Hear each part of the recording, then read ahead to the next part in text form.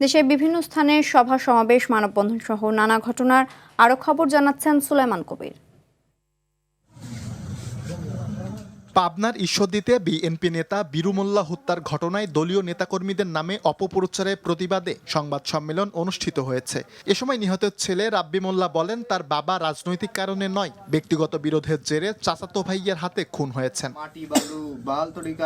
পিরোজপুরের কাউখালী উপজেলা ছাত্রদলের সাবেক সাহিত্য ও প্রকাশনা সম্পাদক শহীদ তারিফুর রহমান অনুর ১৬তম মৃত্যুবার্ষিকী উপলক্ষে আলোচনা সভা ও দোয়া মাহফিল অনুষ্ঠিত হয়েছে। নড়াইলের কালিয়ার পুরুলিয়া ইউনিয়ন আওয়ামী লীগ ও এর অঙ্গ সংগঠনের শতাধিক নেতাকর্মী বিএনপিতে যোগদান করেছেন। তারা জানান, জাতীয়তাবাদী আদর্শ ও বিএনপির ৩১ দফার প্রতি আনুগত্য পোষণ করতে তারা বিএনপিতে যোগ দিয়েছেন।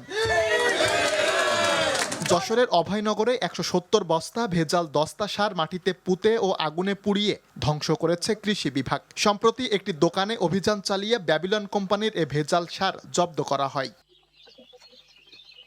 সিরাজগঞ্জের রায়গঞ্জে অবৈধ চাঁদা আদায়ের প্রতিবাদে সংবাদ সম্মেলন করেছে সিএনজি মালিক সমিতি। দুপুরে উপজেলার ভুইয়াগাতি এলাকার সংগঠনের নিজস্ব কার্যালয়ে এ সংবাদ সম্মেলন অনুষ্ঠিত হয়।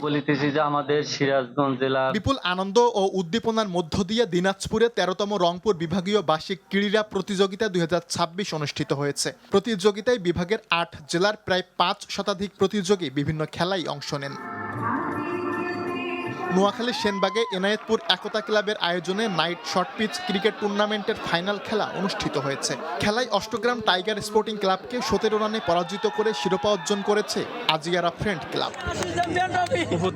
সুলাইমান কবির, RTV।